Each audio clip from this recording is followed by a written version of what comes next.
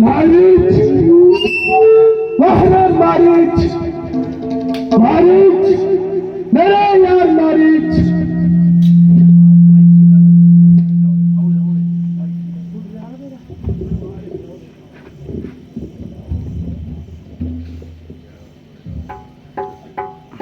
आइए महाराज, मेरे सिर के ताज। अगर मैं महाराज हूँ, अधिराज हूँ, मगर इस वक्त तेरी मदद का सख्त गुनहगार हूँ। मेरी जान और जिस्म आपके चरणों पर कुर्बान है। कहिए क्या फरमान है। शाबाश शाबाश मेरे बहादुर, तू बड़ा दिलेर है, आखिर शेर का शेर है। चल तू मेरे साथ चल, तुझे एक काम बताऊं, तेरी माता और तेरे भाई का बदला दिलाऊं। क्या काम, कैसा इंतकाम? आपकी बात तो बहुत अजीब है। अरे कौन सा बिल्कुल गवार है।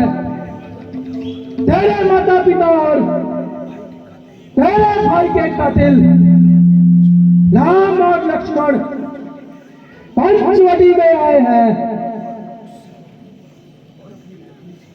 और अपनी पत्नी सीता को भी साथ लाए हैं। अगर तू जरा साहस करे तो तुझको बदला मिल पाए, आज मेरा काम निकल जाए। किसी ना किसी तरह सीता को उड़ा लाएंगे और वे भोलू खुद जंगलों में भटक भटक कर मर जाएंगे। है राम और लक्ष्मण? क्यों सारी हेकड़ी निकल गई? महाराज, मैं आपका दावेदार हूं और हर तरह से आपकी खिदमत करने को तैयार हूं, मगर क्या करूं, अब कब्र में पांव लटकाए मरने को तैयार हूं। गर्दिश जमाने से हर मनुष्य मजबूर है। इसमें ना आपका कसूर है और ना मेरा कसूर है, क्योंकि यह रोग लाइलाज है। फिर वह मनुष्य आपकी क्या सहायता कर सकता है जो खुद दूसरों की मदद का मोहताज है। इसलिए माफी का हकदार हूं। इसलिए बेहतरी इसमें है कि आप भी इस नापाक इरादे से बाज आ जाएं और खामखा यह सोती राड़ ना जगाए। मैं तो उनके हाथों उनको अच्छी तरह आजमा चुका हूं और उनके सामने जाने की कसम खा चुका हूं। अच्छा, मैं तेरी कसम तोड़ता हूं। अपनी जान के सदके मुझे माफ करे, मैं आपके आगे हाथ जोड़ता हूं। अरे बाजी, केवल तू ही इनकार करता है और ये मेरा हर एक सरदार मेरे इस फैसले के अनुकूल है। यह आपकी भूल है और जिसने आपको यह राय दी है वह परले सिरे का नामाकूल है। तुम्हें मालूम नहीं मैं कौन हूं? मैं रावण हूं, रावण। माना कि आप रावण हैं, मगर यह याद रखिए कि अगर आप एक हैं तो वह 51 है। अरे बेहुदा बकार, बाजी इज्जत का वास, ना रुतबे का लिहाज। अपने लिए हर एक बात बड़ी ईमानदारी से कह रहा है, मगर वास्तव में जवान की छुरियां बांधकर मुझे घायल कर रहा है। और कैसे बच्चे मैं तुमको नसीहत करना चाहता हूं और तुझे इस गुस्ताखी का मजा चखाता हूं। खैर, तुझे एक मौका और देता हूं और अपनी तलवार बयान में कर देता हूं। सोच ले, विचार ले और जल्दी से कर। अभी इनकार है तो तेरा सिर और मेरी तलवार है।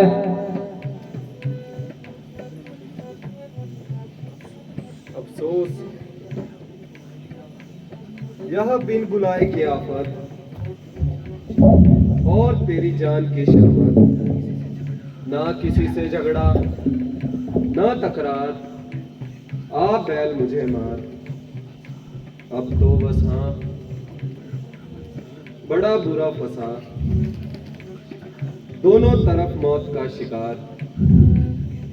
उधर रामचंद्र के तीर और इधर इस कमबख्त की तलवार। इनकार करूं तो कैसे करूं, कोई जीते कोई हारे, मगर बच्चों तुम तो जरूर स्वर्ग सिधारे। किसी का झगड़ा, किसी की लड़ाई, मगर घर बैठे मौत हमारी आई। यारो, ये अजब तमाशा है, इशकबाजी तो सुर्पनखा करे और बिन आई मौत बेचारा मारीच मरे। अरे कमबख्त, जल्दी जवाब दे, क्या सोचता है? जरा ठहर जाइए, सोच समझकर जवाब दूंगा। आखिर मरना है, मखौल तो नहीं। मैं इससे ज्यादा इंतजार नहीं कर सकता। जल्दी बता, जो कुछ तेरी समझ में आता है। भाई वाह, ये अजीब जबरदस्ती है। अजी जनाब, 10 मिनट की मोहलत दो। फांसी के मुजरिम को भी दी जाती है। यह कैसी बेहुदी हंसी है? आपके लिए हंसी होगी, मुझसे पूछो, जिसकी जान मुसीबत में फंसी हो।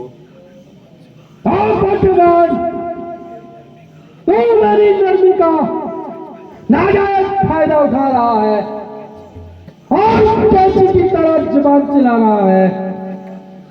अब तेरी बातों का जवाब मेरी जुबान नहीं बल्कि तलवार देगी। आज तेरा यह नशा पल भर में दूर करेगी। ये पाषाण हृदय अपनी हट को नहीं छोड़ेगा। अब ज्यादा इनकार करूंगा तो पहले मेरी गर्दन तोड़ेगा।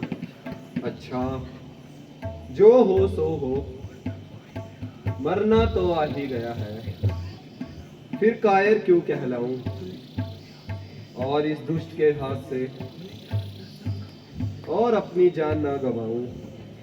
यद्यपि रामचंद्र जी का निशाना अचूक है, संभव है उनके हाथ से बच जाऊं, लेकिन ये तो इसी समय तलवार लिए तैयार है। अरे शैतान, तेरा किस तरफ ख्याल है? तू मेरी बात का जवाब क्यों नहीं देता? आपका हुक्म ना मानने की मेरी क्या मजाल है, मगर यह तो बताइए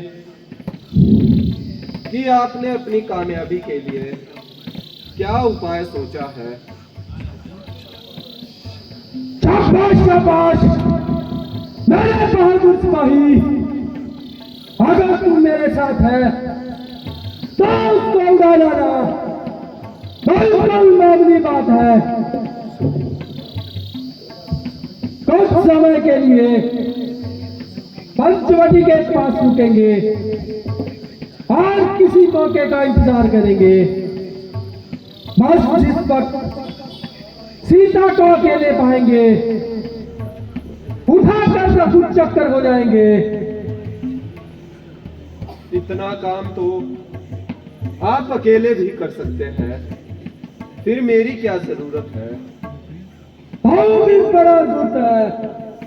अरे भले मानस, भला ऐसे कैसे हो सकता है कि वह सीता को बिल्कुल अकेली छोड़ेंगे और एक ही वक्त में दोनों गैर हाजिर हो।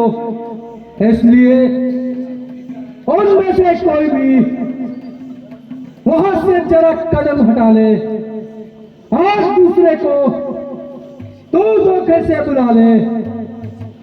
बस सीता मेरे हवाले, फिर देखो उसे तो छुड़ा ले।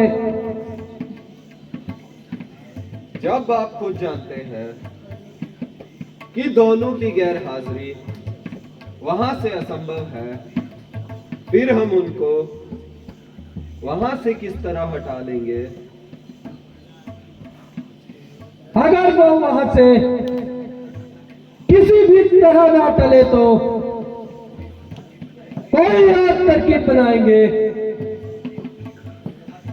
हम एक मृग का रूप धारण करना और सीता की फलवारी के पास जाना, वह सुंदर मृग को देखकर मोहित हो जाएगी और वह जब उसके हाथ में आएगा तो मजबूरन रामचंद्र को पीछे दौड़ाएगी। रामचंद्र कुछ दूर निकल जाए तो लक्ष्मण को तू राम की आवाज में बुला लेना। बस हम वहां से दफा हो जाएंगे।